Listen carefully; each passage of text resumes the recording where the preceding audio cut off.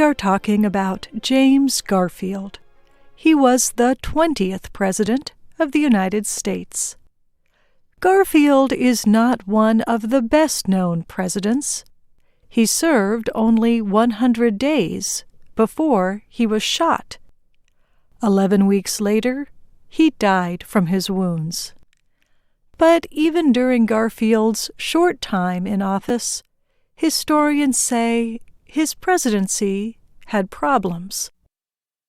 Like the president before him, Rutherford B. Hayes, Garfield was from the state of Ohio. Garfield's father died when he was very young. The future president was raised largely by his mother, 2 older sisters, and a brother.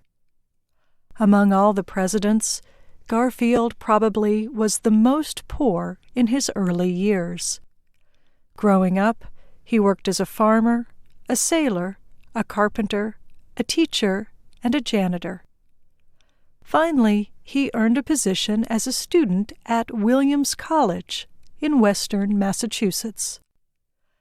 Garfield loved learning. He eventually taught at a school called the Eclectic Institute. Later, he became its president. Garfield married one of his students at the Eclectic Institute, Lucretia Rudolph. She became a teacher too. The future president and his wife went on to have 7 children. 4 sons and a daughter survived to adulthood. In time, Garfield moved out of education and into law and politics. He was an anti-slavery activist who did not think the Southern states had a right to withdraw from the Union. When the Civil War came, Garfield welcomed it. During the war, Garfield served in the military as an officer. He won awards for his bravery. While still a young man, he was appointed to the position of Major General. His image as a war hero was so great that Garfield did not have to campaign for a seat in the U.S. House of Representatives. He was elected on his name alone. Garfield's way of thinking changed while he was in Congress. He began as one of the most extreme radical Republicans. He wanted to punish former Confederate officers severely. But in time, Garfield softened his positions. He learned to compromise with other groups in order to achieve results for his state. But he did not always represent the interests of workers or farmers in Ohio. Garfield supported business interests that wanted to limit the country's money supply. He opposed labor unions and cooperative farm programs, called the Grange. Garfield also became linked to a corruption case. He accepted stock shares in a company that was building a railroad across the country. In exchange, Garfield and other top officials eased government rules so businessmen could earn higher profits for their work. Although Garfield's political career sometimes drew criticism, he continued to rise in government. When Garfield became president in March 1881, he did not have what Americans call a mandate, the approval of a large part of the population. Instead, he needed to make compromises with lawmakers to help win their support. As a result, the first weeks of his presidency were a political struggle to appoint members to his cabinet of advisors. Garfield also clashed with a powerful senator from New York State. The senator wanted to continue the tradition of permitting senators to choose who got government jobs in their states. But President Garfield wanted to put someone who shared his own beliefs in some of the top positions in New York. Finally, the senator resigned in protest.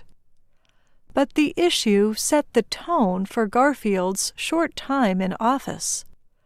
Elected officials battled each other for advantages and financial gain. Officials in Garfield's party were accused of corruption and wrongdoing.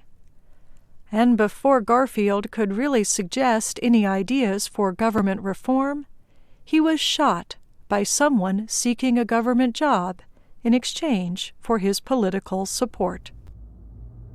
On July 2, 1881, fewer than 4 months after he took office, Garfield was leaving for a short trip with 2 of his sons.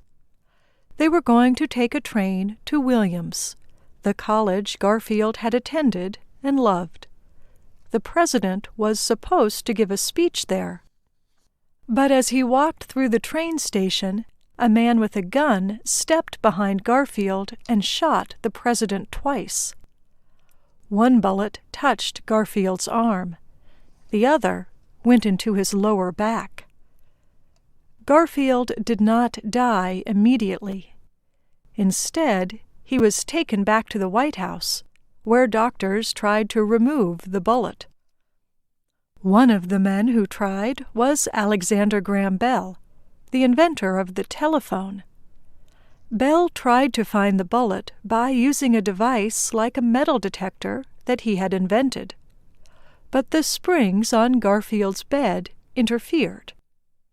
Neither Bell nor the doctors were able to remove the bullet, and, some historians say, their efforts may have made the situation worse. Garfield suffered for more than 2 months. At one point, he seemed to be recovering. But on September 19th, he finally died. He was 49 years old. As for the gunman, he was captured shortly after the shooting. His name was Charles Guiteau. Guiteau was a lawyer with little money, but many mental problems. During the election of 1880, he had first supported the candidacy of former President Ulysses S. Grant.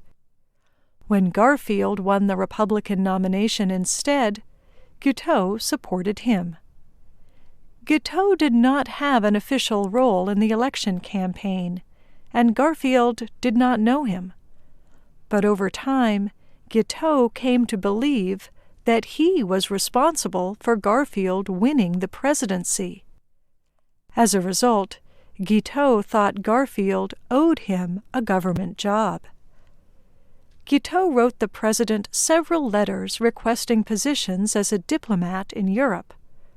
When Garfield did not write back, Guiteau grew angry. He believed Garfield was ruining the Republican Party and destroying the country. For weeks, Guiteau followed the president and plotted to kill him. When he succeeded in shooting Garfield, Guiteau believed he had performed a great service. At his trial, a jury decided that Guiteau was sane. In other words, he was not too mentally unbalanced to be responsible for his crime. Almost a year after he shot the president, Guiteau himself was hanged. Thus the most dramatic event in James Garfield's presidency came to an end.